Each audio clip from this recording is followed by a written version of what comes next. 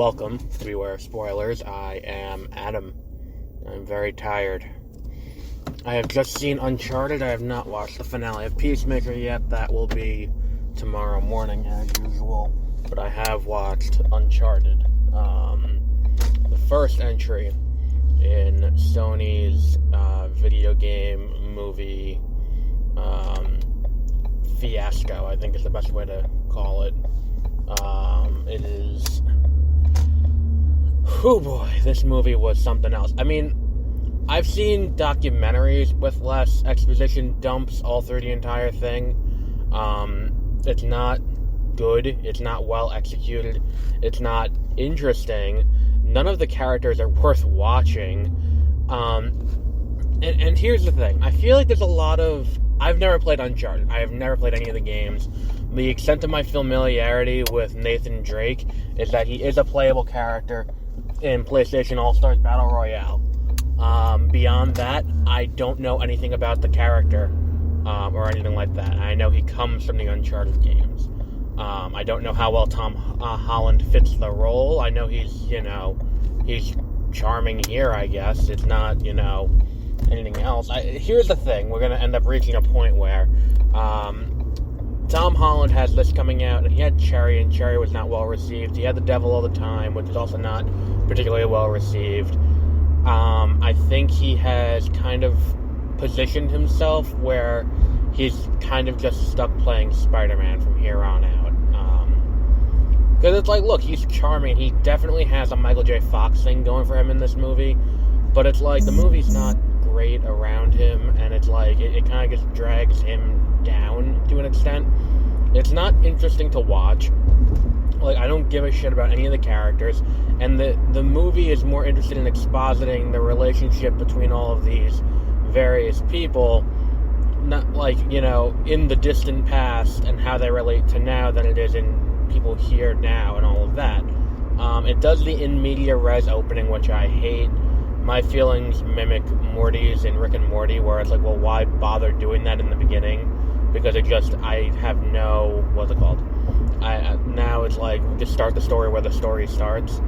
And also, Sam Drake's escape is dependent on the least competent police on the planet who are like, okay, so this kid can break into things, but sure, let's just let him go upstairs by himself and just kind of hang out to collect his things. Like, what the fuck? And it's like, he's going to jail, so it's like, yeah, go upstairs and collect your things. You're going to jail.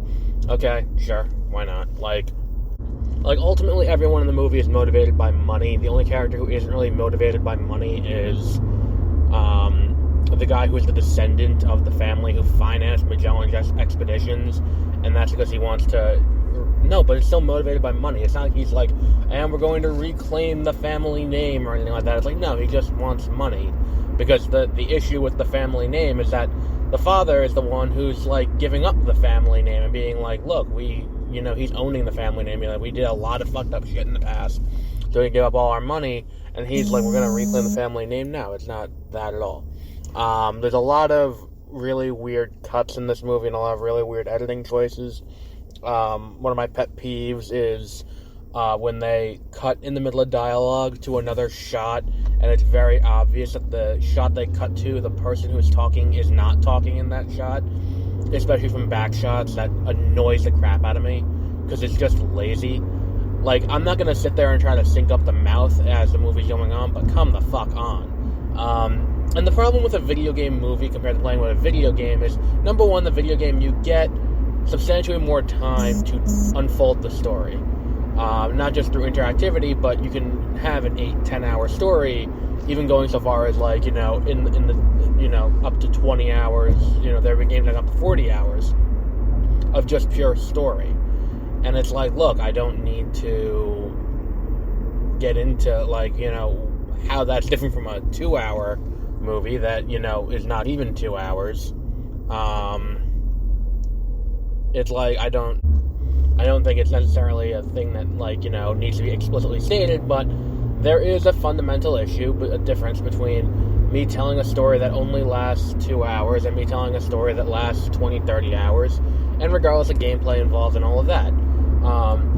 Also, because of the interactivity, and how spaced out the story is, you can forgive plot contrivances and plot inconveniences. Like, that's all things that can be largely ignored while you're playing a game, because you are not engrossed in the story to the degree where it's like, hang on a second, like, where the fuck is this going on? Like, where did this happen? Like, okay, you're gonna tell me that this happened, but, like, show me that this happened. Like, characters changing allegiances and characters stealing things and things like that, where it's like, in a lengthier story where I'm not sitting here watching it for 2 hours straight, you get away with things like that. Like, you mean to fucking tell me that it took them hours upon hours to try doing the fucking invisible ink trick? Like, come the fuck on. Like, that's so... It is annoying how much screen time they devote to nonsense like that, where it's just things like, come on, you're supposed to be like the world's greatest treasure hunter, and you don't figure out that you can do all this.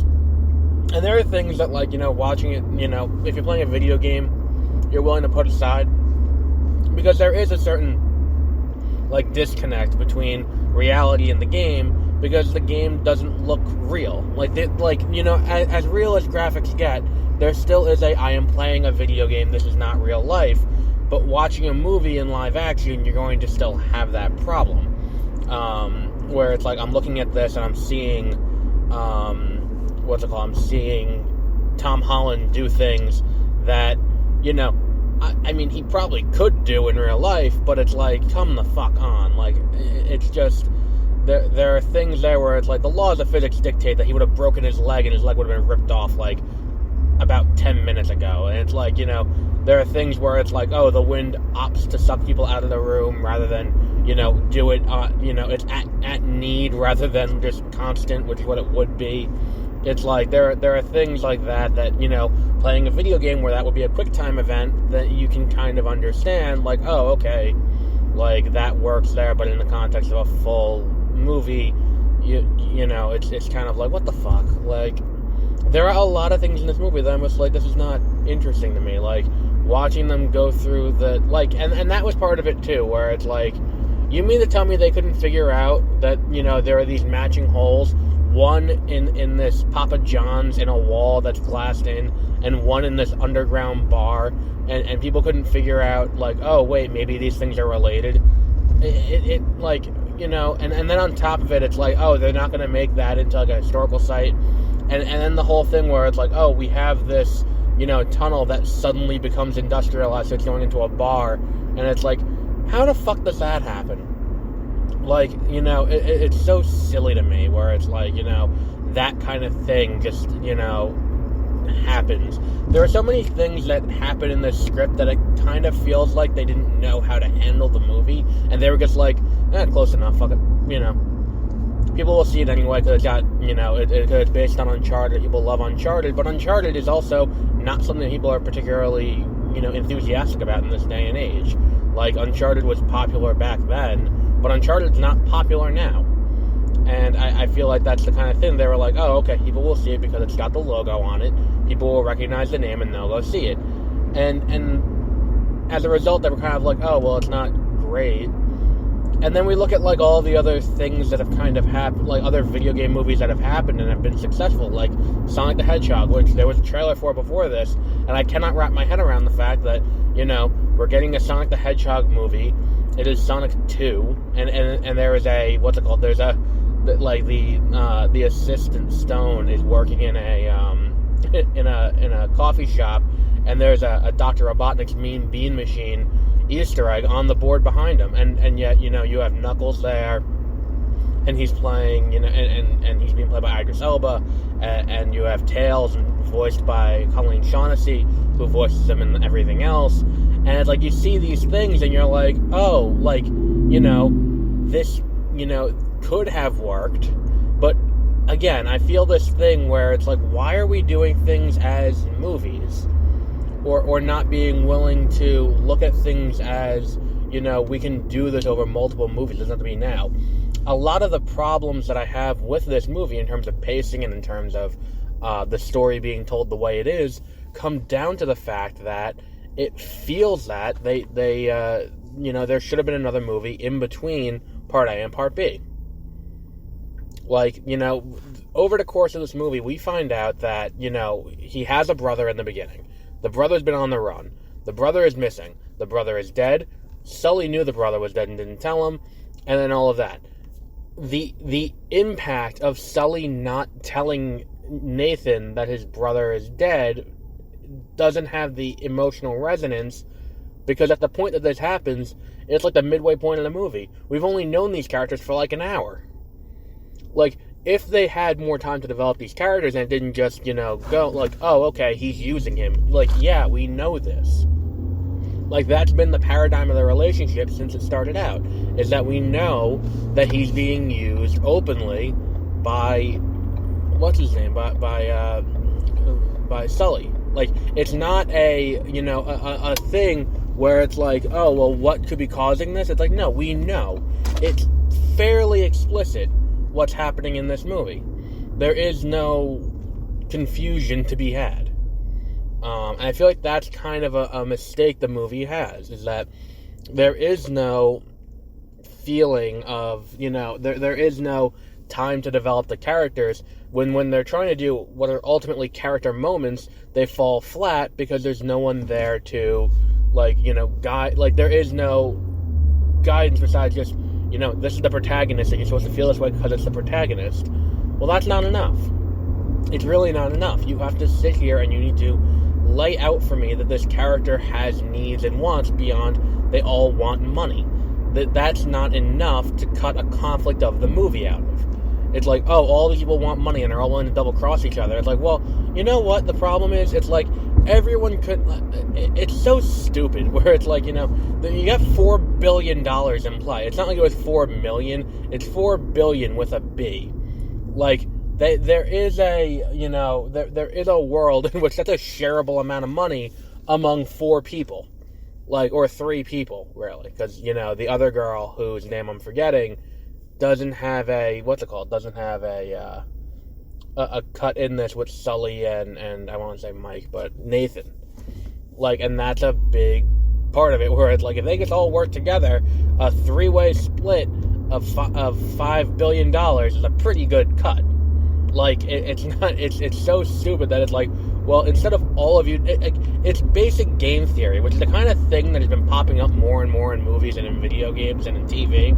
This idea of, using political game theory as, like, a thing, where it's like, look, why are we sitting here and like, we keep bringing this bullshit up? And they didn't bring it up in this movie, but it's one of those things that becomes so prevalent now. It's like the fucking black hole and the paper with the pen going through it, in terms of explaining it. Like, in an iterated game, it just makes sense to work together to get the thing. It's the prisoner's dilemma. It is so stupid that we're all sitting here and it's like, oh, well, they're all just going to keep double-crossing the entire movie. It gets boring, because then there's no instance where I'm like, oh, okay, they're all working together, so that moment lacks importance, because it's like, they're just going to double-cross each other again. And then by the time you try and do a twist where it's like, oh, they double-crossed them again, it's like, well, yeah, no shit. It's like everyone's going to double-cross each other the entire way through the movie. There is no instance in this movie where everyone kind of works together and feels like, it's a cohesive team, besides Sully and Nathan Drake. And it just doesn't click right when no one is willing to put aside their differences for 10 fucking seconds and just work together. It's so annoying. Like, that bothers me more than almost anything else in this movie, is this belief that it's like, oh, okay, so everyone's just gonna work, like, everyone's just gonna keep double-crossing each other. And that's supposed to be interesting to me as a viewer. It's like, no. Why is that interesting to me? It's not. It's all about, develop the characters. And like, they give backstory to Sophie, was her name? I don't remember the character's name, but the British girl who hangs around with them for a little bit. They don't give her backstory. They give her entire backstory in, like, 2 sentences. It's like fucking Katana in the Suicide Squad. Like, I don't understand. I genuinely do not understand how it's like you can think that this movie will work. Like, at what point in the process are you like, we could really look at the script a little bit and maybe work on it a little bit, see if we can come up with a plan that's going to work a little bit better? No, they just kind of put it out the way it is, and we're like, fuck it, good enough, The movie will be seen if it gets seen. If it doesn't get seen, it doesn't get seen. Who cares? They made the movie. And I think that, like, again, I find myself looking at the PlayStation logo the same way I looked at the logo for DC Comics that first time. And it's like, oh, this is really cool. I love the idea of, like, oh, here are all these characters you recognize. Here's Horizon Zero Dawn getting a little plug the week before the movie comes, or the day before the movie comes out. Here's God of War. Here's I think Sackboy was in there from Little Big Planet. Like, here is PlayStation, like, Ratchet and Clank are there. And I'm like, cool, I like this. But the thing is, much like the DC one, it's like, well, here's all of these cool ideas that we could do cinematically, but we're not gonna. So, like, get the fuck ready for that. It'll be interesting to see if DC plays that logo before the Batman. And I do like, too, that before this movie, they showed the DC trailer, the one they put out last week, that shows all the movies coming out. That's a really good idea, I think. Especially for movies that aren't coming out for a while. Now you have Aquaman being talked about after people going to see theaters. Like, oh shit, I didn't know there was an Aquaman movie coming out. Yeah, it's coming out at the end of this, at the end of this year, but you already have people talking about it now. Same thing with The Flash. Same thing with, Black Adam. Where you don't have a full trailer, but you have this little snippet which is enough to generate interest moving forward. It's kind of like, and then on top of it, like, they ran 2 trailers for Lightyear, but didn't run any for Multiverse of Madness, which feels like a misstep on Disney's part, unless it was just a fuck-up. Which is entirely possible that's why that happened the way it did. Because I've never seen them run 2 trailers for the same movie before the movie starts. It feels a little bit like an odd decision to do that. Let's see, what else is there to address with this movie?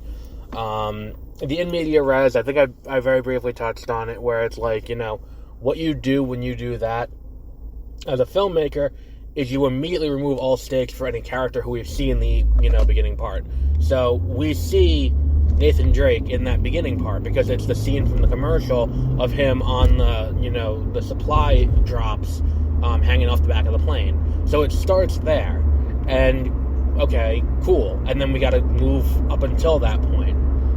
But we, like, okay, so now everything up until that point we know he lives through because he's there for that part. If he wasn't there when we get to that part, like, you get what I'm saying? Where it's like, if you're gonna start at that point, you're gonna tell me that he's alive later on in the movie, then sitting here and being like, oh my god, he's gonna drown. It's like, well, number one, I'm not 5 years old, and I know he's not gonna drown. Number two, I know he's alive later on. So, that's gonna happen. And the thing is, it's like, hopefully people call fucking Tom Holland and Mary Sue in this, because he can fight everyone, no problem. And again, I talked about the editing. I think there's definitely a question to be had about how there's definitely the most PG-13 neck slit in history, where it's like, there's no blood from a guy getting his throat cut. And it's one of those things where it's not a major thing, but it is a thing where it's like, come the fuck on. I know you're trying to keep a PG-13, but maybe kill him a different way. Like, I get that her weapon is a blade, but, like, come the fuck on. Like, just use a gun in that scene. And I think that scene would work either way. It works just as well if she just pulls the gun from the other side of the room and just shoots him, or goes up behind him and shoots him, rather than doing the other thing. I don't think they need to, like, do what they do in this movie, which is, like, have him cut his throat, have her cut his throat, and then just leave him there, and then it's like, but, there would be blood if that happened, because there's blood coming out of that artery. That's how you die immediately. It's the blood that would be going to your brain that is now cut off. Like, that's how that death happens that quickly. Don't see Uncharted. It's not worth the time or the energy or the effort to see. It's not entertaining. It's not fun. It's not worth watching. But we'll wrap up there for today. So until next episode, have a great rest of your week.